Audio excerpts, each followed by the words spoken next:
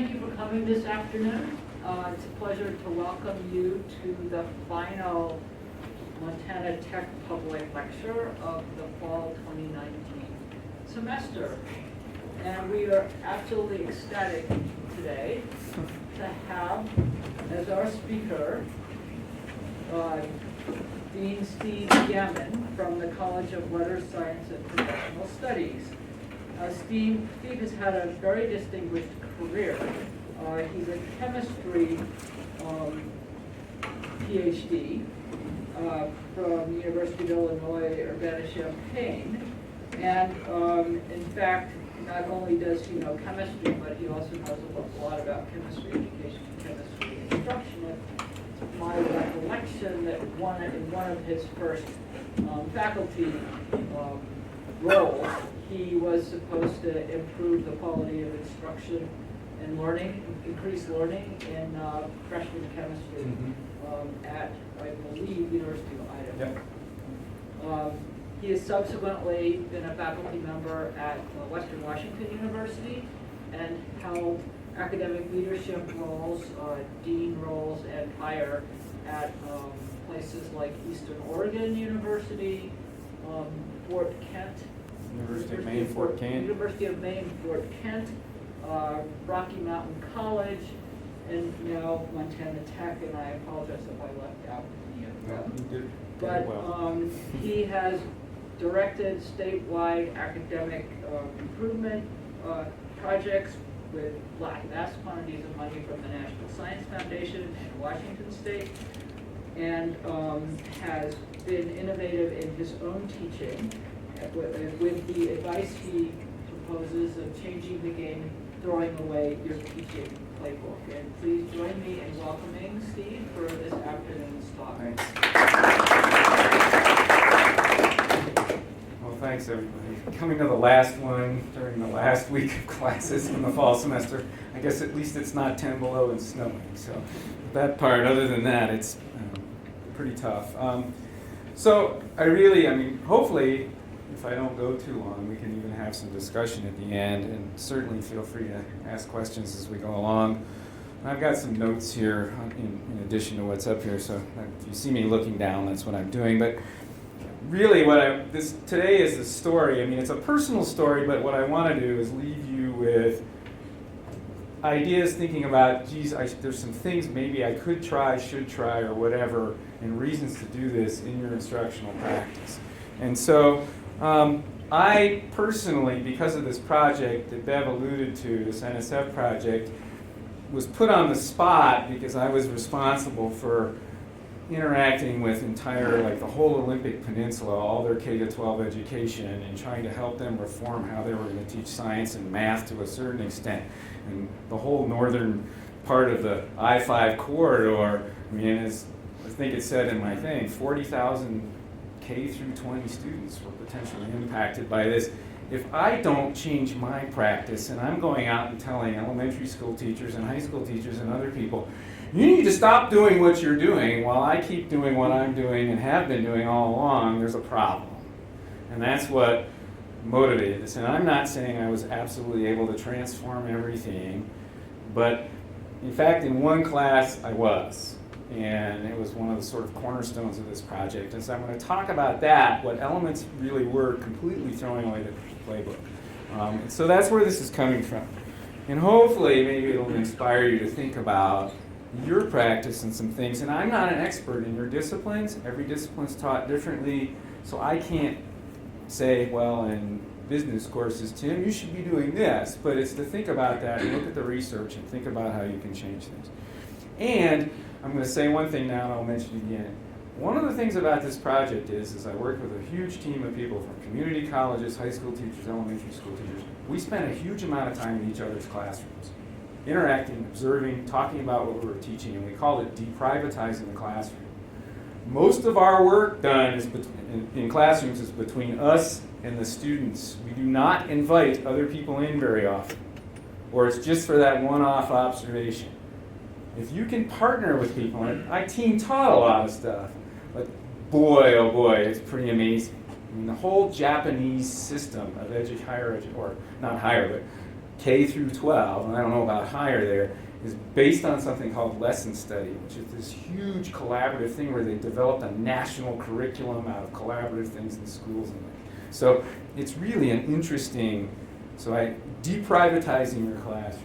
So my former life, I was at the University of Idaho for 11 years. As Bev alluded, things were not very good in a lot of the chemistry department stuff. I was brought in to really overhaul, and I had a big science education background with technology focus. I wrote a lot of instructional software. I did quite a bit of that as part of my dissertation, in addition to making molecules. And so, I spent a good bit of time there doing things, chemical education specifically. After being there for 11 years, I went to Western Washington University and joined their science education group. There are 2 faculty from every science department at Western Washington University, and math, belong to the science education group. There's a director, there are postdocs, there's a building, there's a library. It's this incredible opportunity. And when I came the former director of the AAAS Project 2061, Bev knows, Pinky Nelson, who's an astronaut, came to run it. So I got to partner with this guy. So it was this amazing opportunity. And here's sort of the list of things that the science education group at Western Washington University really was charged with, and why we had a building and why we had all these people. And the interesting thing about the faculty that were part of this group, many of them were hardcore researchers, had big labs, NSF, NIH grants, and those things.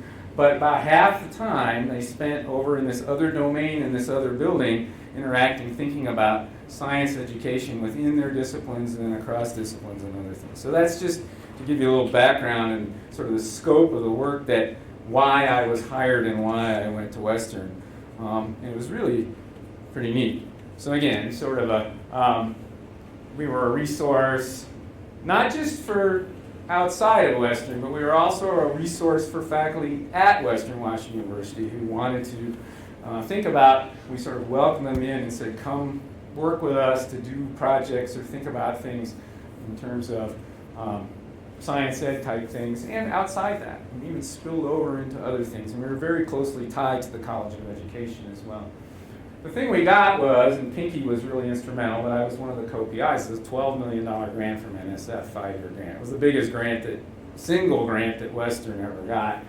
And it just did some stuff about, we had tribal colleges, we had K-12 schools, we had community colleges, and we had to get everybody together to start thinking about how are we going to reform science education in that part of the world, best practices. A lot of people.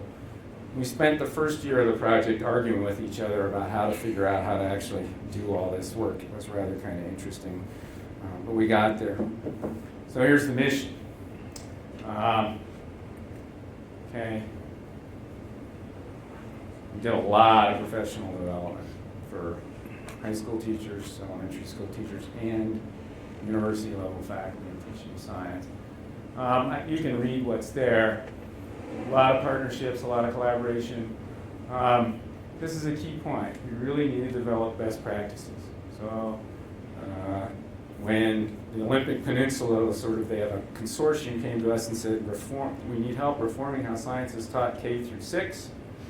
We partnered with them and said, all right, here are best practices. This is what we need to do. I spent a ton of time sitting in elementary school classrooms and all kinds of things trying to help do that.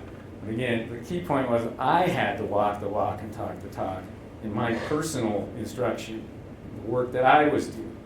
I couldn't just, it was hypocritical if I wasn't willing to adjust how I did things if we're asking a lot of teachers. I mean, we were saying, you really need to change how you're doing things because all the evidence is we could do a lot better. And at this time, there was something called the WASL, the Washington Assessment of Science Learning. It was one of those high-stakes tests in the state of Washington. To just put those in place.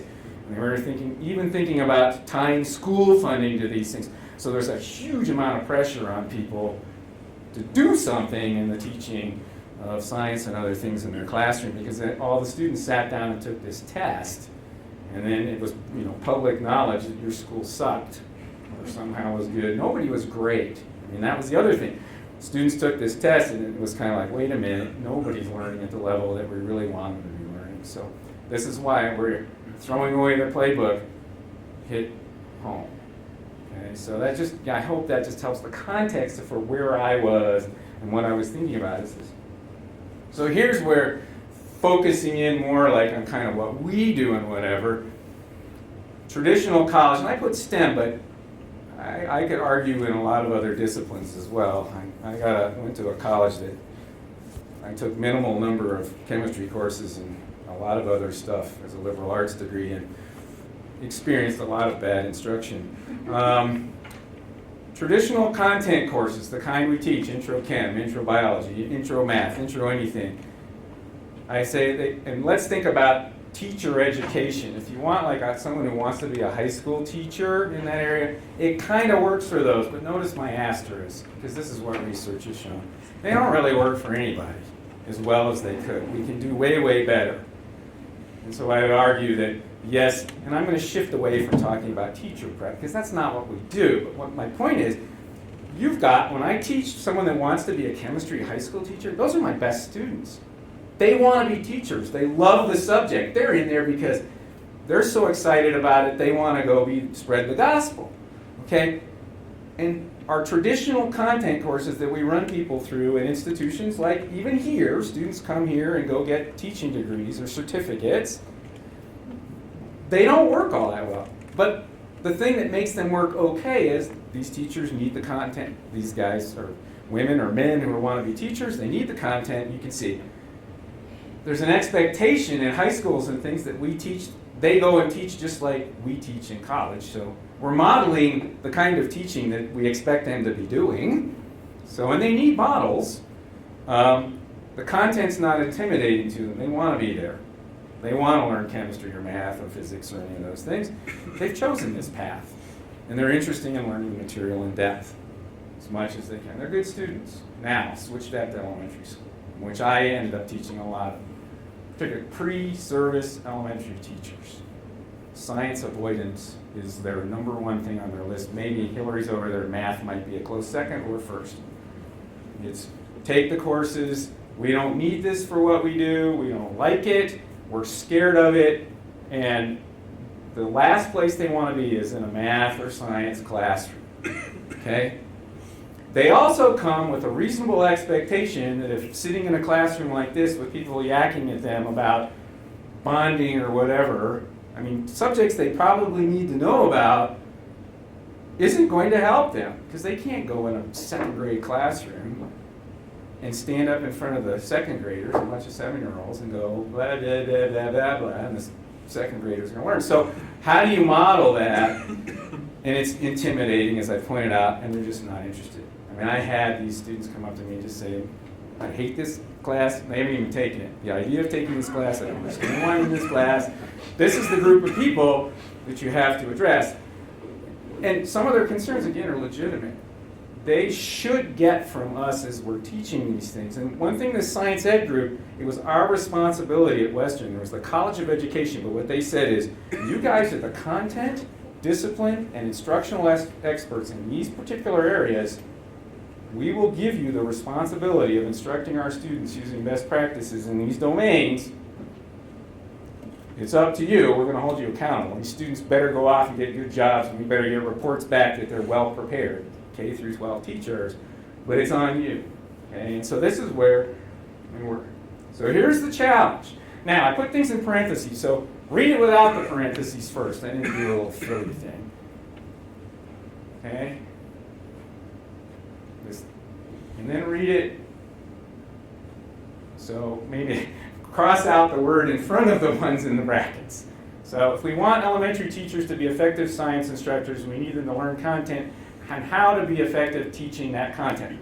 So that's the goal when you're standing and teach. But when I'm teaching a chemistry class, right, at the University of Idaho, I had 250 student lectures, and at Western there were about 100. Okay, I just substitute, if I want my students to be effective science learners, we need them to learn the content and how to be effective at applying that content. That's my goal, right? Learn it and figure out how to, not just learn it, but to apply it in different situations. There's no difference between what I was doing when I walked into my classroom of 100 at Western, 100 general chemistry students versus when I had my 25 angry pre-service elementary school teachers who didn't want to be there, okay? say. And I got down here, you know, this was always has been a motivating factor for the work that I've done in these areas. And it's true for all of us, right? I mean, if you're teaching engineering, if you're doing a crappy job, I don't want to be driving across that bridge that student designed as, you know, an engineer somewhere down the road. So now we'll move to the solution.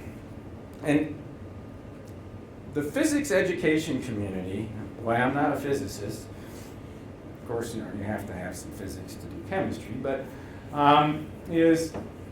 has 40 plus years of being at the cutting edge of learning pedagogy. They have dissected how people can learn physics, best practices, misconceptions.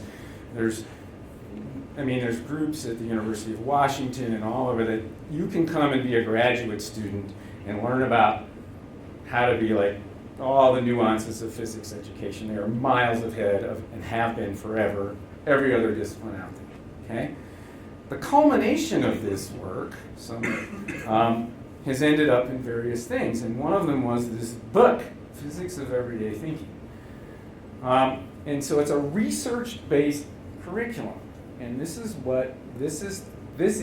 throwing out the playbook, and I will explain how this came about as throwing out the playbook. And I better catch up with what I have written down, because there are a few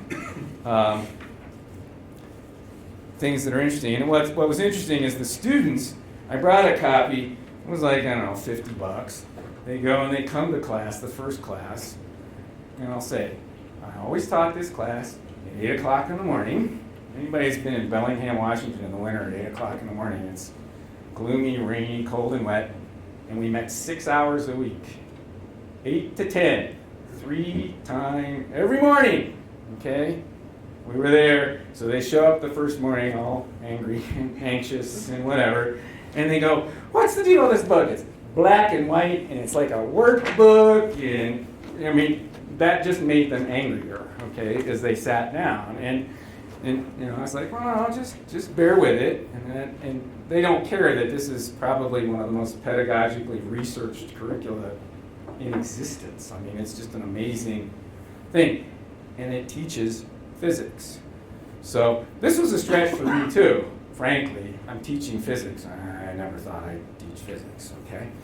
So here it is. I mean, it's a lab-based workbook. So they come in, and I'm going to explain the class, because again, this is how things, well, I'm explaining it now. They had tracks, frictionless tracks set up with computers, with sensors, so they could do motion detection. That was the initial stuff. So they come into the classroom, and everything's in a big square. The table's in a big square with chairs around it. But I start out in a different part of the classroom where I have them all sitting facing me. Everything's group work. They work in groups of 2s or 3s at these stations. Again, I said it's a research curriculum, 6 hours of classroom a week, lab and group discussion, all integrated, lab and everything, okay? You don't see the word lecture in there. It's physics. It really is. People go, oh, it's not a college level curriculum over there. Well, we even had students, we researched the hell out of this. They did questions from the force concept inventory, which is a really famous physics thing. Our students could do those. They could do as well as physics students who are taking physics on the basic concepts of physics, like force and energy transfer and all those kinds of things and interactions. I mean, I have in here, you know, I mean, this isn't a super sophisticated question, but it has 2 talking heads. There are always these talking heads in here, and there 2 students are having a conversation, and it says they're sharing their ideas about balanced forces. And one of the students says, I just can't see how an object with balanced forces acting on it can be moving at a constant speed. Surely, if it's moving in any way, the force in the direction of motion must be stronger than the opposing force. Okay? Well, the forces are balanced. And if tons of research that physicists have done is that's a huge misconception that probably 95% of society walks around with. If something is moving at a constant force in a particular direction, there must be a force acting on it. Well, there could be, and then we even get to that level of sophistication. They can be balanced. So, I mean, really sophisticated stuff that we're dealing with. And we do gravity, and we do, and interactions and all kinds of stuff. So here's the key thing. Okay? And I need to just look at something here. Just because I don't want to repeat myself. Is none. No lecture whatsoever. And I'm not exaggerating, okay? And so I'll tell a story about that. Students take complete and utter charge of their own learning. You're going to see this word later. I think I have it. I become absolutely irrelevant in that classroom. That's where this is the ultimate throwaway of the playbook. And it literally came to the point where we were on quarters, about 2/3 of the way from the quarter. They'd be working, doing what they're supposed to be doing. I could leave the room for half an hour. I would come back. They'd be working. They'd be discussing. I had students say, we need to do an extra experiment. They would show up at 7:30. Could you unlock the room for us because there's something we need to figure out? And I taught this a zillion times. I taught it to high school teachers. I mean, not just pre-service. I've taught it in workshops. And every time, this is what it was like. So that's why I call this the holy grail of the classroom, because I've made myself irrelevant. Okay, so here's the implementation. No lectures. So how does this work? So pretend you're the class. First day, it's dark and gloomy and rainy and cold, and people are sitting there mad about the book, nervous about learning physics. And I say, I'm going to talk to you for 10 minutes, and this is the only conversation I'm going to have with you standing in front of you for the next, 9, 10 weeks. And we're getting in here for 3 hours. And yes, you have to show it up to every class. If you miss a class, make 2 classes, you flunk. And they're like, it's 8 in the morning. I'm like, sorry, that's the thing. You're going to learn from each other. You need to trust the curriculum, and really trust the curriculum and trust each other, because you can figure this out even though it's physics. You can imagine how that goes over, because I watch body language, facial expressions, and everything else, and people just go. And so then we break, and I say, all right, and then I said, turn around, there's all the apparatus and everything, and I'll happily, it's pretty self-explanatory, but I'm happy to show you how to use it. And then I said, well, let's take a 5-minute break, and before we transition there. And then during that 5-minute break, one after one, students come up to me and go, you're kidding, aren't you? You're going to tell us what we're supposed to know and how we're supposed to do this and what we're supposed to learn. I'm like, no, I'm really not. And another thing I emphasize is, I'm never going to tell you whether you're right or wrong, or what the right answer should be. And again, you can imagine that they're processing and going, well, what the hell? How's this going to work? We're going to fail the tests. And I get all those questions. So the anxiety level goes through the roof on this first day. And here's just the structure. So they do the experiments. They have to do inferences. There's a lot of language stuff. There's a lot of writing about scientific observations. There's a lot of homework every night, pretty much. There's a lot of group discussions with prompts. The book has all the pieces. I don't have to invent it. Here's the key thing. You really have to put your ego on the shelf. When I started out, I was lecturing to, like I said, 250 students. You're the star on the stage. I'm doing demonstrations. I have, this huge class, and it's sort of about you, and you're disseminating the information to students. Someone showed me early on in my career a slide that had a student head with a funnel, and then the instructor was a spigot. Okay? So, and that's sort of a lot of the model that we carry around, and it's sort of our identity and our being. And then you're creating this environment where people are angry. They're trying to assess whether or not you actually know what you're doing, and that this is really your job. So this is a big deal for all of us. And you got to be prepared for confrontation, because you're changing the whole flipping game on everybody. It's like you've thrown them into this sea, and they don't know what to do. And so how do you get them there? Okay, so I'm trying to think if there was a couple just interesting, I thought they were interesting.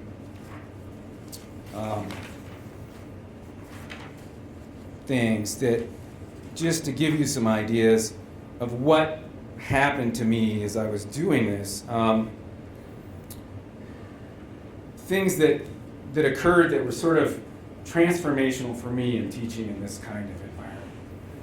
So the students they do these experiments, and they're in depth. They're using carts. Some of them last 4 or 5 hour long experiments where they're collecting all this information, and then they're getting asked questions, and then they have discussions.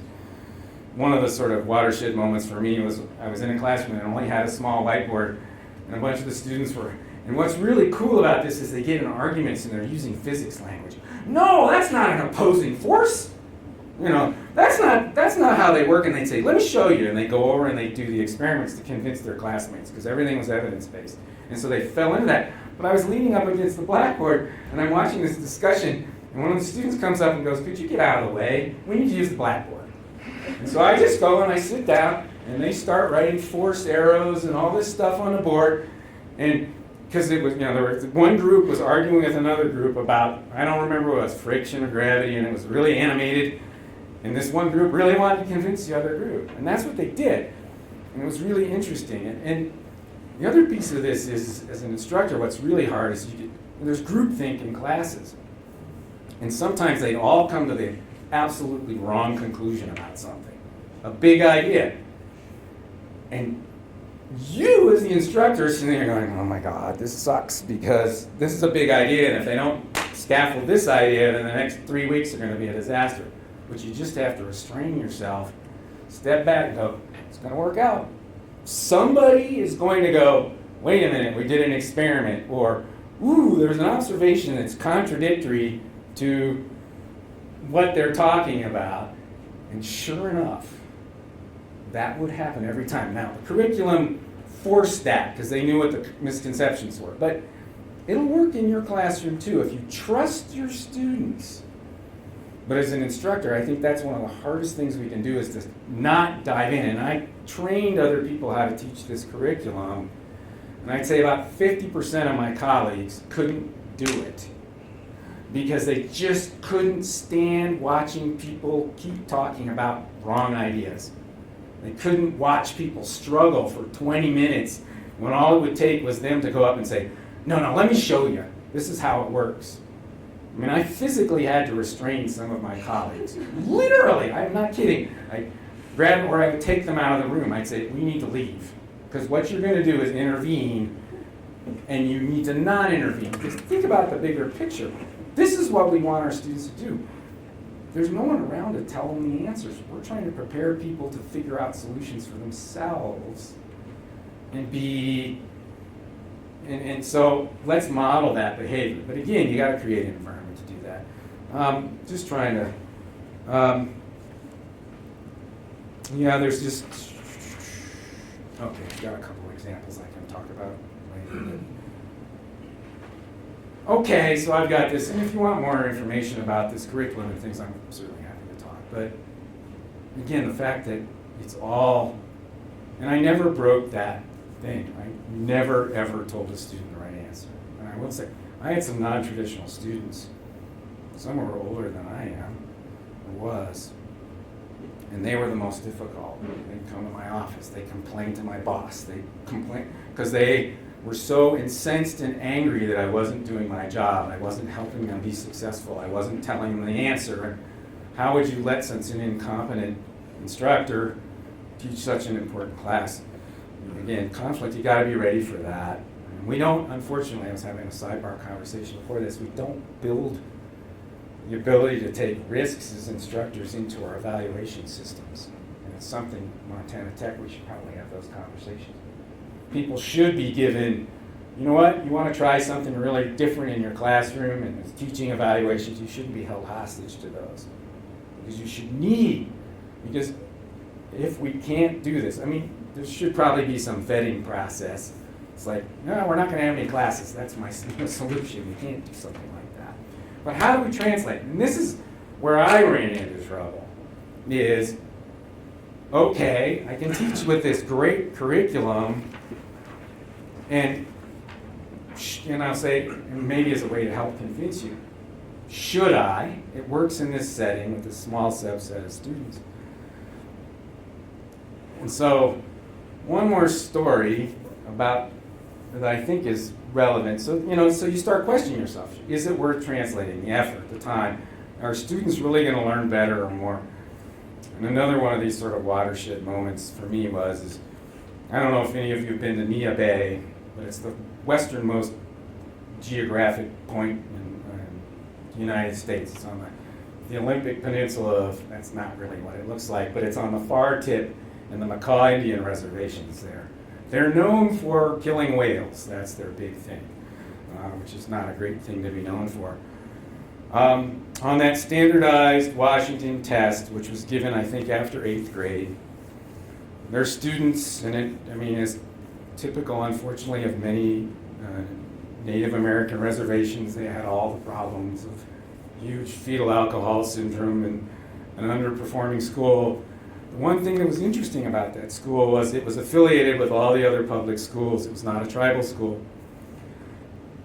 And their pass rate was something like 8% on this WASL standardized test. And they were somewhat partnered with us, and then they got a great principal, and she said, send somebody out to Nia Bay to talk to my two middle school science teachers, because 7% on this exam is not acceptable. It's an embarrassment. It's embarrassing to the tribe. The tribal elders are upset. What can we do?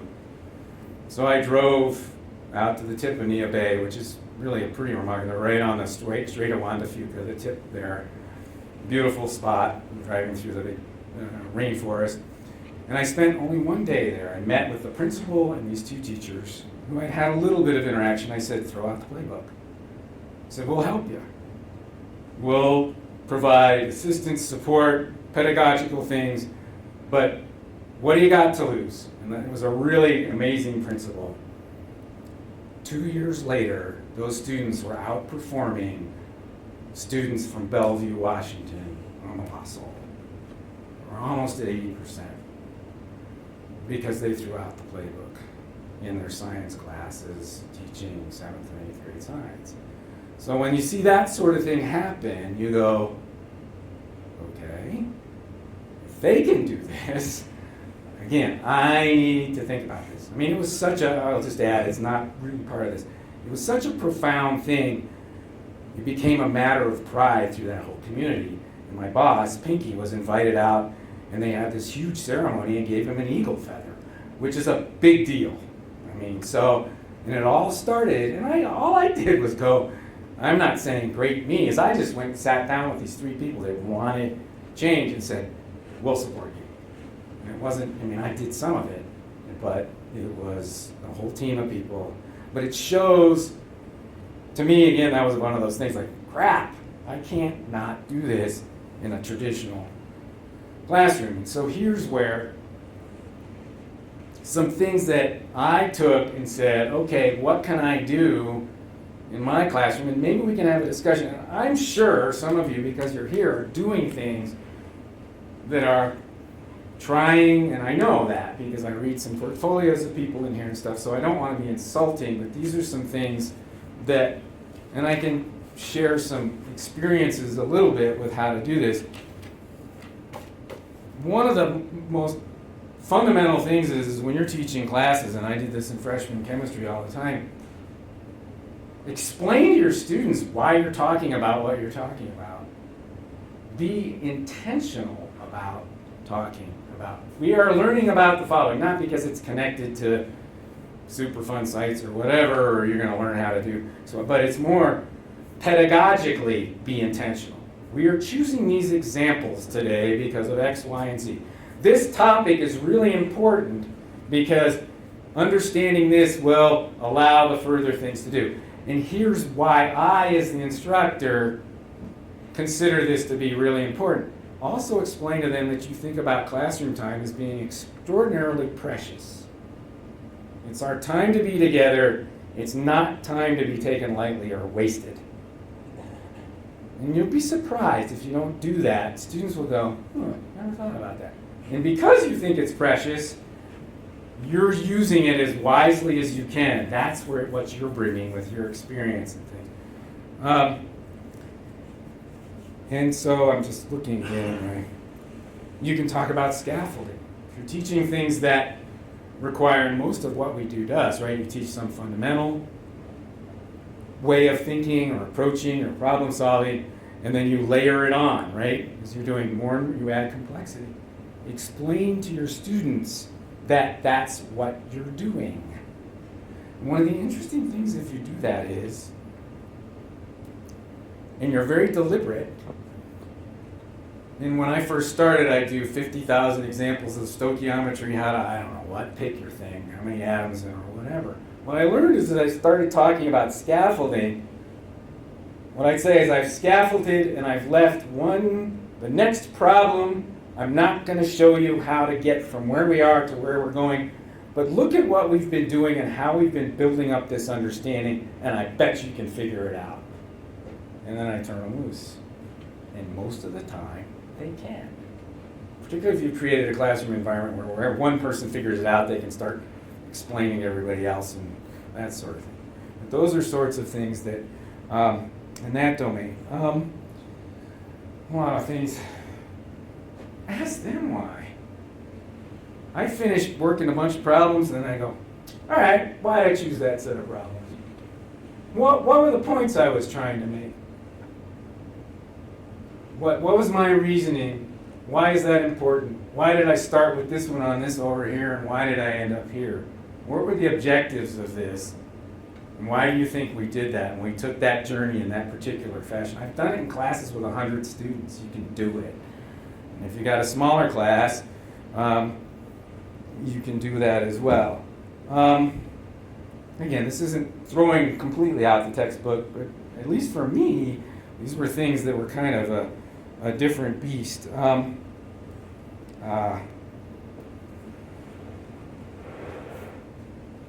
can do this if you're really feeling, how'd I do?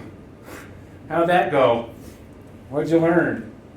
Okay, you gotta create a classroom environment where they feel comfortable. Like, oh, I didn't really get that. That was not a very good example. I've had students tell me that. That was a poor choice. I've had students tell me, that was a poor choice and I have a better example. And once in a while, even in a big classroom, they're willing to go up to the blackboard and share it with the class. I mean, you can get to that point. This one, holy cow, don't post answers. Don't answer.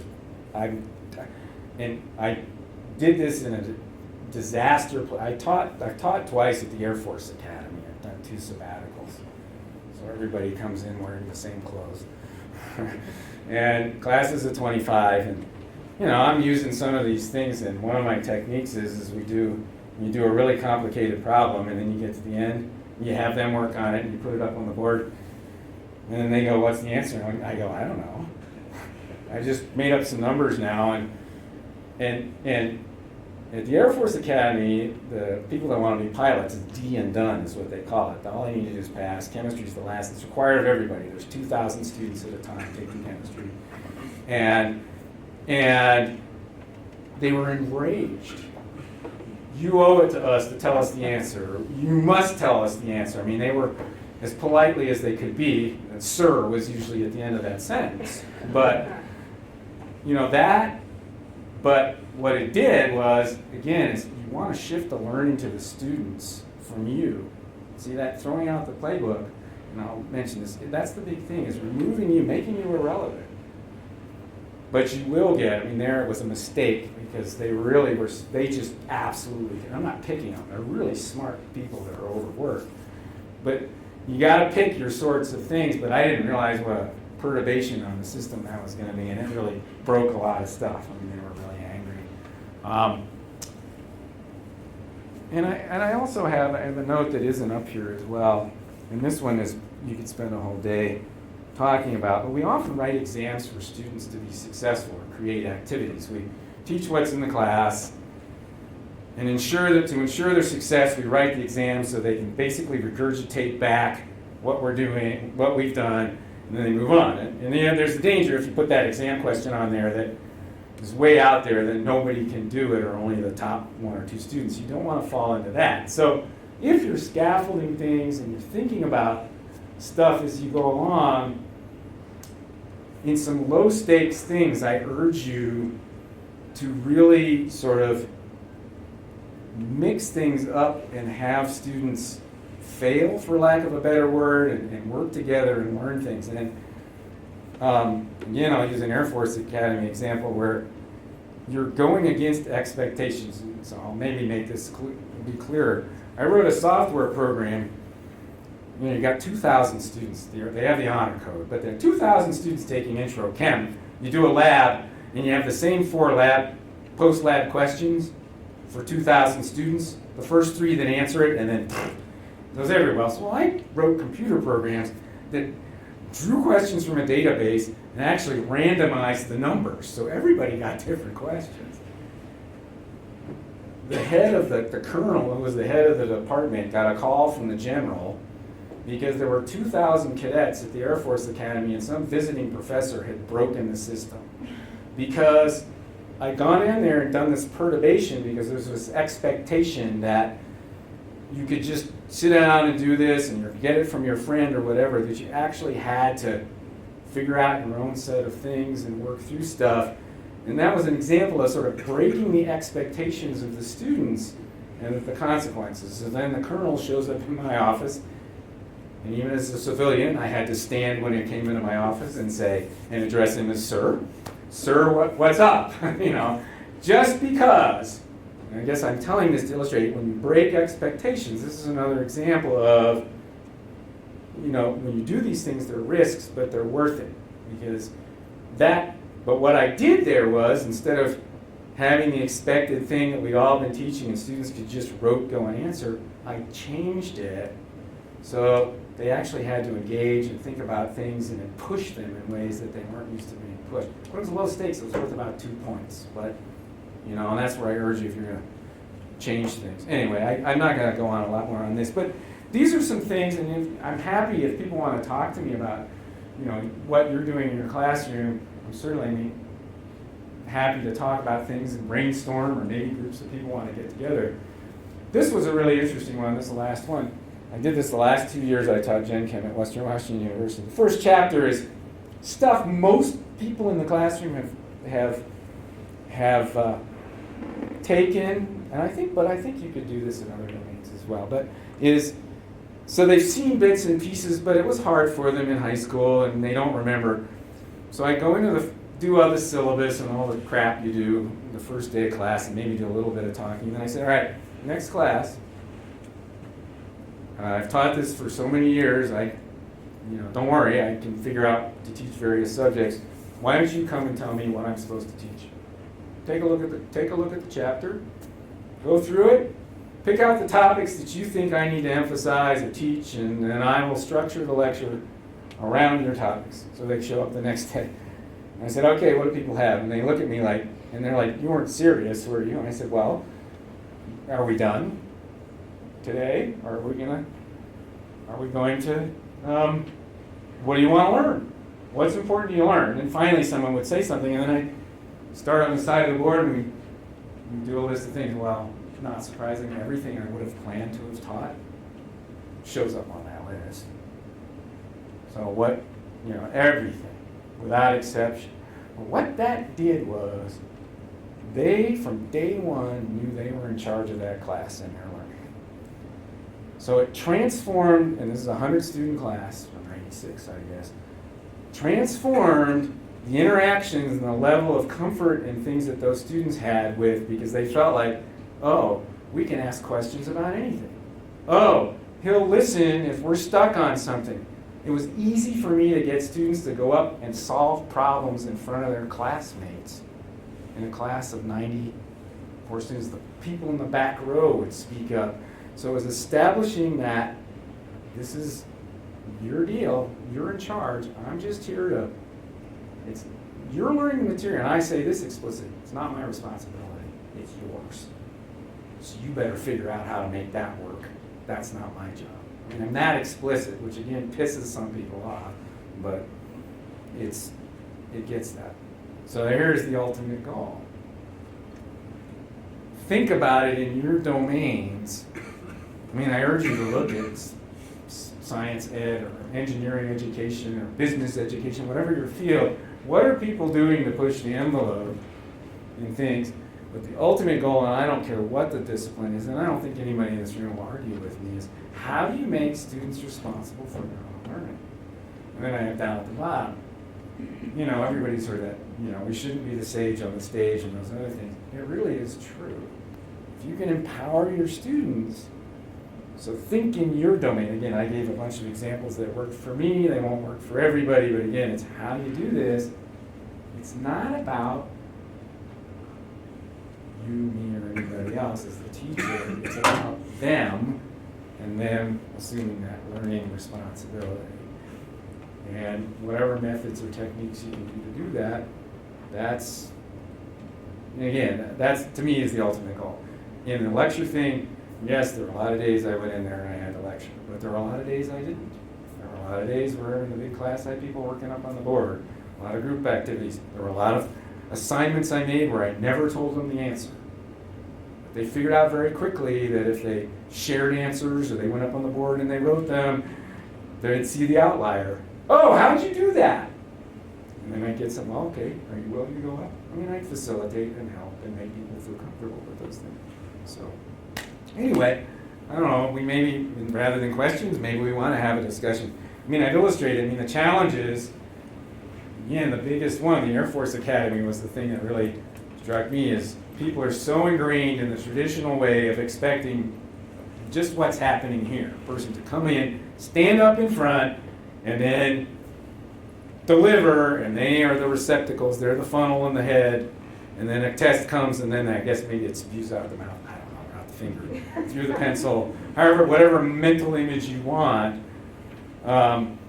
Those are the challenges to that, because your learners haven't been, our ultimate goal of that project was if we could transform how K through 12, this is when we're sitting around having beers, education was happening, so they were doing the responsible for learning and stuff. Those students would arrive at the university and be so pissed off at us because we were doing it wrong that it would force change. That was a dream, but that again was sort of a dream. Risks, we know about course evaluations and things. Those can be mitigated, and you're going to have people complaining. You're going to have people running to the dean, and to the provost, and to the general, the Air Force Academy, complaining because people are breaking the unwritten rules of how classroom instruction should occur. To me, the rewards are when students start assuming responsibility for their own learning. We've accomplished what we're all about. And so, I guess that's sort of where I am. I do have a book suggestion down here. It's been updated since 2000. It's free online. It really consolidates into about 30 pages research, all the research on metacognition and all these things that if you want students to really learn something, you better attend to these in your instructional practice. And so that's a whole other, but it was a foundational piece of the work we were doing as part of that project. So, I don't know, so thoughts? Is that, yeah, John? I'm interested to know your take on a concept. One of the concepts that undergirds the traditional playbook is student time on task. And it sounds like what also undergirds your throw out the playbook and let the students do it themselves still comes back to student time on task. And I'm wondering, this time on task stuff, do you have them do time on task in the classroom? Or are you having them do it at home? And if they're doing it at home, how do you get them to do it? Well, here's, and this is where we got a lot of pushbacks, and this is something I meant to emphasize. Well, I didn't. You've provided me an opportunity to emphasize something. Is if you head down this path, you teach less content. Okay? You have to be willing to do that. And people were, and that was the conversation I had with those two middle school teachers. Part of the reason they were failing is they looked at the WASL exam and said, oh my God, our students need to know all about this stuff. And we're like, pick 3 things, do them really, really well. Teach students how to problem solve. It's the old mile wide, inch deep philosophy of teaching, and I did this in general chemistry, I threw out all kinds of flippin' stuff, okay? Did it hurt the students? And research has shown, no. In fact, it helps them. They do better. So time on task, so I take less stuff, same amount of time. Yes, it's homework, I use a lot of class time, and I consciously got rid of stuff and said, they're gonna know this stuff. And I will say, we assessed the crap out of things we were doing as part of that project. We had teachers, elementary teachers, never had physics. We tested them 5 years later on the concepts that were in this book. They'd score almost as well 5 years later as they did right out of the class. It wasn't take it in, flush it, and forget it. They learned it. And so again, we tracked them for a number of years. And so, I mean, that's insightful. Yeah, you're right. I mean, you can't, if you're going to do all this other stuff, you can't just keep the same amount of junk you're trying to shut down their throats. So, absolutely. Yeah. So the way you described it, they work in individual groups. Did you regulate speed between groups, or did the ones get way ahead of certain groups? Is that an issue in this kind of thing? Yes, it very much was an issue, and so that, as a facilitator in that classroom, that was really, I mean, since I wasn't the content person, it was really trying to keep the groups functioning in a way, because you can't have someone being so far ahead or whatever.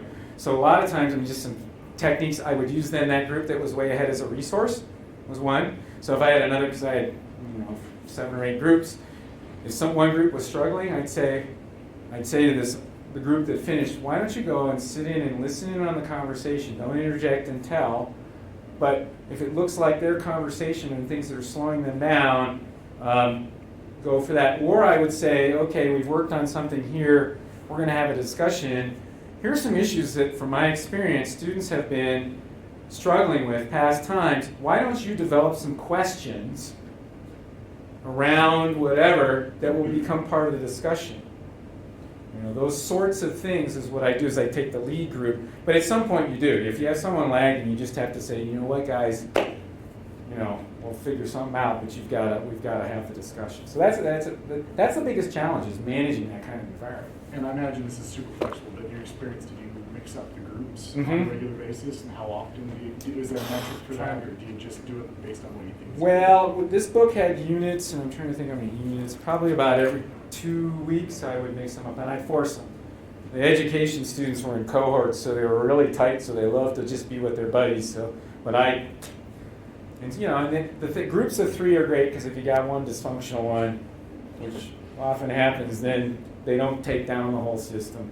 And again, as a facilitator, you get to know who those are, and you start figuring out ways to make it pretty clear to them that if they aren't going to participate, then maybe they shouldn't be there, or you need to figure, or I'd isolate them, and that's the human management piece. But that's difficult. You're right. I mean, that if you can't manage that piece, it fails. This kind of stuff. Yeah. So you're right on there. That's what took most of my time, figuring out the human dynamics, because they're not used to working in groups either, solving difficult problems effectively, and then you bring the whole group together. We had norms, some of the norms of collaboration we established the first day, how we interact with each other, what the expectations were, and we adhered to those. They did, very much. Was this sustainable in the state of Washington? Pieces of it were. I mean, the thing is, just like anything, some schools, I don't know about the Macaw, but there was like an elementary school that was like 90% free and reduced lunch that had, I can talk about some examples, places where I know it's still going on. It really transformed. And the neat thing, I mean, often these schools were not just changing this, but they were changing all kinds of stuff. They were the bleeding edge, wanting to reform kinds of things in various pockets around. And so, yes, it is sustainable. And just like anything, what we found was, and so after 2 years of this, we started having to do professional development for administrators, for superintendents and principals and vice principals, to explain what it is. They didn't even know how to go in and observe. Our teachers were getting observed by principals, and they were getting failing grades because the students were not being told. So we had to start training administrators on what to look for and what a productive science classroom looked like in science. And again, some were resistive, it was too much work, but some whole districts and areas. And I'd say on the Olympic Peninsula, I still somewhat stay in touch with one of the people that has the umbrella. they continue to engage and do all these things, and this is, 10 years later, they're still doing these things, yeah. I feel like I'm dominating, but the dominating conversation. But so the curriculum that you showed us is very well developed, I imagine. And so there wasn't, so you weren't supposed to be involved. I imagine a little less developed. That's Getting right. Involved is probably a little bit more common. Well, and that's the challenge, and maybe that I didn't make my point. Sort of my new playbook, they were personal. Those examples I was sharing were things that I took from that and said, okay, what can I do in a traditional classroom where I don't have, general chemistry, is, I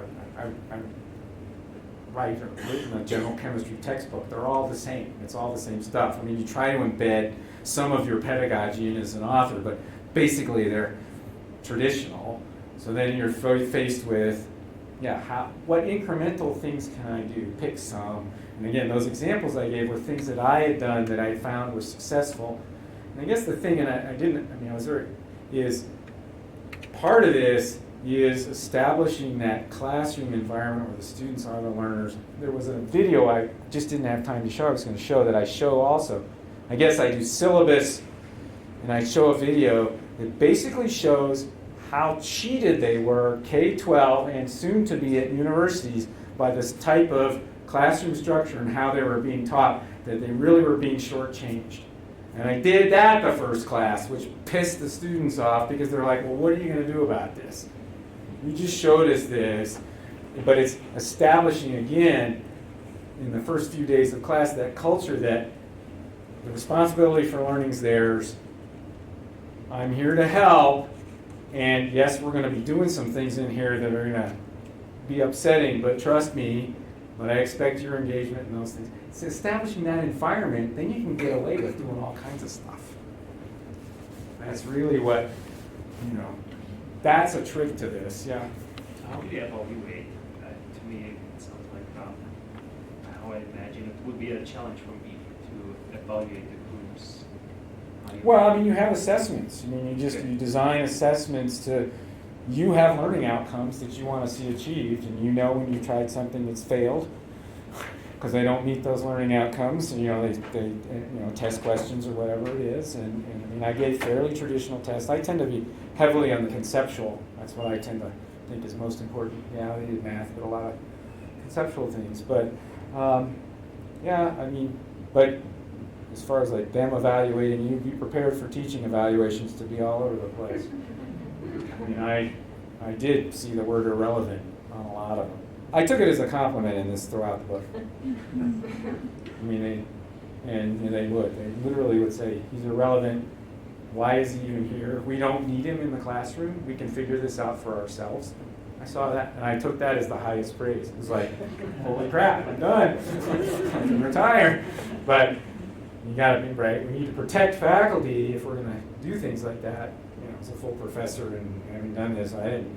Well, okay, fine. Someone sees that I'm irrelevant. I don't care. But it's. Yeah, I just hope all I was trying to accomplish today is just get people thinking. And I know some of you are doing this and these things. And again, if people want to have conversations, I'm happy to.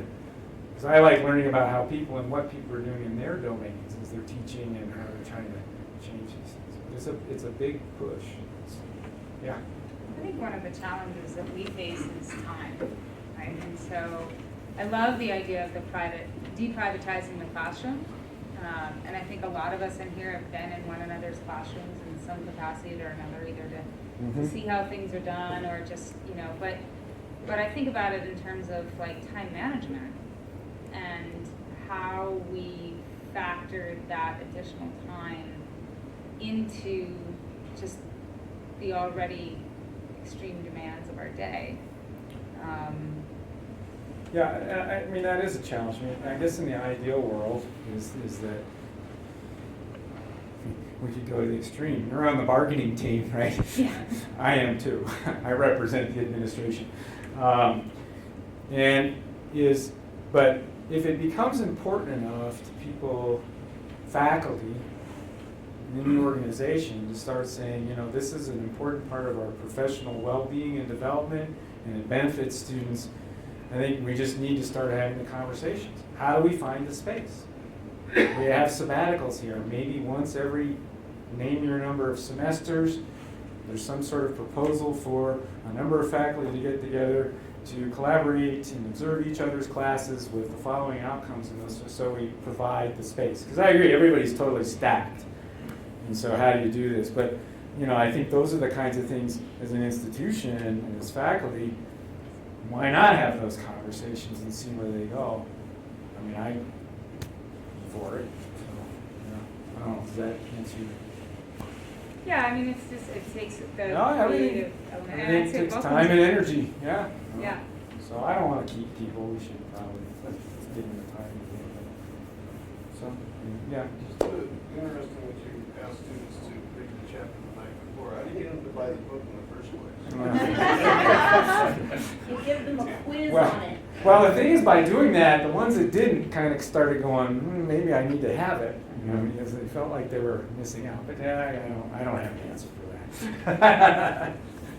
I would go back to that 8 o'clock, you missed, well, everybody knows what the 8 o'clock class is like, and when you can get them talking, that's great, but thinking about like missing 2 classes or missing a limited number of classes, it reminds me a lot of a lab, right? So if you miss a couple of labs, You're done.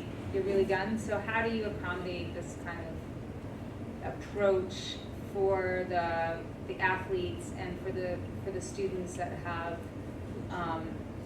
situations that do lead to university-approved chronic absence? Yeah, I mean, that was difficult, because you had to provide the equipment and things. You just do it. I mean, fortunately, the classes were 25 students, which was not 100, so I figure out, again, that does complicate it. I mean, students could miss one class and not be way behind, and because they form such tight groups and such, I would have students come up and tell me, we know so-and-so's at basketball, we're going to sit down with our, they'd say, we're going to sit down with them and fill them in, because they really felt, they bonded, they were teams and they were problem solvers, and they really did, so a lot of times they took it on themselves, they wanted to learn it, they understood it, that missing the class really put them behind, so they really helped each other out. That was an interesting sort of psychological piece to the thing as well, so, yeah.